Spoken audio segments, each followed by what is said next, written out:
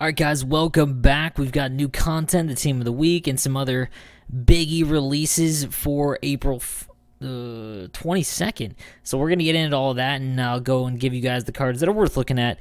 As there's just like 20 cards released a day, but like 90% of them are just you're not going to be able to use no matter how bad your team is. So we'll start up with the team of the week first, as obviously that's what we do every week on Wednesday. So we'll take a look here. We've got the 93 Sean Monahan, 6'3", so good size, and endgame skating at this point at 97 across the board. Shot is 90 and above, hand stats above 90, and faceoffs at 93. This is low-key not a bad card at all. If you are looking for like a cheap center and your team's hella budget, look for this Sean Monahan. He also has 2 to X too, so he's gonna be boost to max speed before even SP. So yeah, not bad at all, Sean. Not bad at all.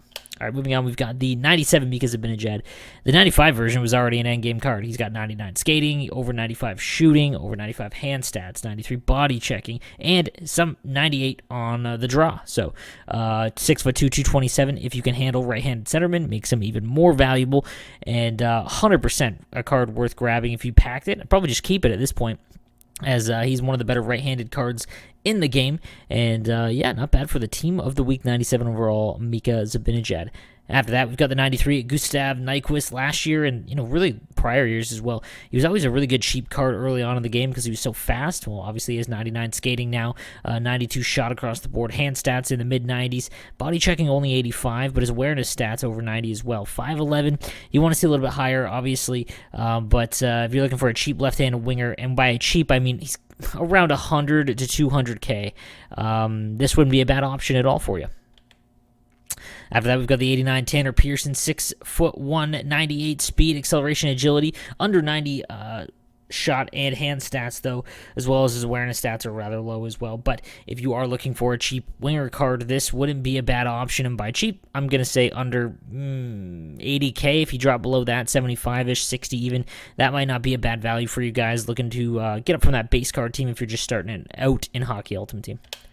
After that, we've got the 92 Orion Strome, 6'1", 99 skating, which is fantastic now. These cards at least have 99 skating across the board, over 90 shooting, hand stats over 90 as well, awareness stats under 90, which is kind of meh, but he does have 93 faceoffs. So again, if you can handle the right-handed centerman, this is not going to be a bad cheap option in terms of, there's so many high 90 cards now, especially with GWC out. There's going to be a big influx of those cards back into the market, so these cards are going to drop in price probably for a little while in next week. So if you're still looking to play, maybe get into Hockey Ultimate Team before the next NHL, these are the kind of cards you want to look out for, because they're not going to blow your entire coin bank, and if they are, that's fine, because at least you're upgrading your team.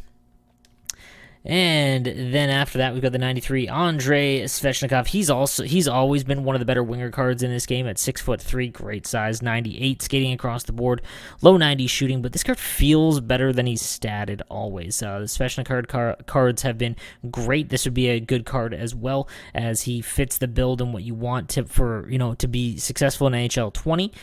So if I would pack him, depends what he goes for, but if he's like under 150K, 200K, I probably would just keep him. And then as we go down to the next few, really no one of note that you'd want to be, you want to go after. JT Comfort, Dvorak, Grimaldi, Nicholas Hart, Jan Mursak, and Thomas Raffel. On defense, though, we've got the 92 Ryan Suter, 6'2", 98 skating, accuracy only at 82. At this point in the game, if he's not giant with a good shot, he's got to have something else to make up for it, and that accuracy just a little low. To be honest, though, again, for the people that can't afford the Master Set guys, the high 90 and whatnot, not a bad option, but I think as far as left-handers go, there's way more options than a card that only has 82 accuracy at this stage. Next up, we've got the 92 Jacob Trouba, one of the better cards because he is 6'3" and right-handed, 97 skating, but again, same thing with 83 accuracy and whatnot. Does have 93 body checking though, so you're gonna be able to throw people around quite well, and his awareness stats are really good. So a sneaky grab here is he's probably gonna play pretty good because of those awareness stats when you're not controlling him. After him, we've got the 86 Dmitry Orlov. You can avoid him for all intents and purposes. And then we've got Frederick Eriksson and Kalle Maladi. In net, we've got the 89 Pekka Rinne, 84 aggression, and here's the one thing I want to say about this. There's been kind of a resurgence in Ben Bishop. This has been the first year where Ben hasn't really been the automatic go-to, and I think it's because of how aggression is played into the entire way that NHL 20 is played. It's all about getting those one-timers. You want to have someone with low aggression sits back in their net a little bit so that he can push off side to side and get across quicker than someone who's way out the edge of his crease. Now, here's the thing, because more and more now in Hockey Ultimate Team, you're seeing D-to-D one-timers because of the defenseman's shot inflations. The high aggressive goalies might actually be half decent now because Ben Bishop has been, been talked about in the competitive community as being a little bit better now, and it's because I think they come out to cut down those D-to-D one-timer angles, where on the D-to-D one-timer, the further out you are, the better you are kind of cut off that angle. You don't have to go across as far left and right.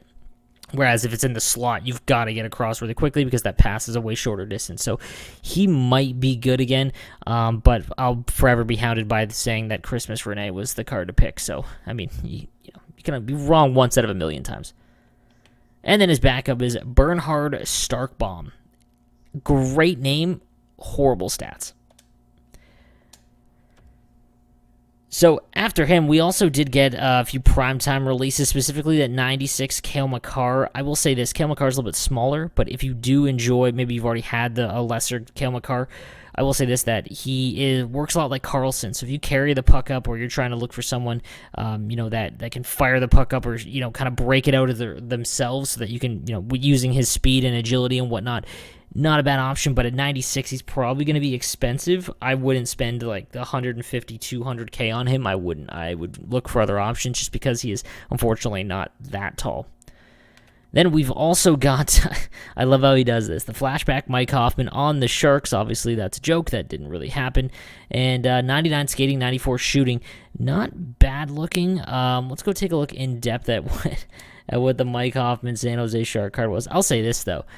Doug fleeced Ottawa last year, and, I mean, I guess it looks less and less like fleecing because, well, Carlson ends up looking like not a bust, but not nowhere near worth the amount of money that it costs, and Ottawa looks half decent in terms of the rebuild, but I rather would have just had them keep Mike Hoffman. But he does have 99 skating and mid-90s shooting. Everything is, what you would think for a 94. He's only 6 foot, but it might be a sneaky good card. Mike Hoffman never gets love in Hockey Ultimate Team. He's just kind of one of those, mid-tier grinders in terms of popularity. So be on the lookout. Let me know if anyone tries out this card. He's going to be rare because it's just a flashback, but let me know.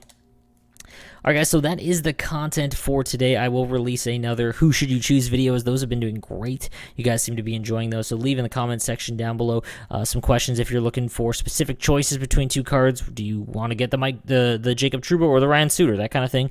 I'll answer a bunch of those in the comment section down below. So again, guys, thank you for watching, and I will see you tomorrow for more NHL 20 content.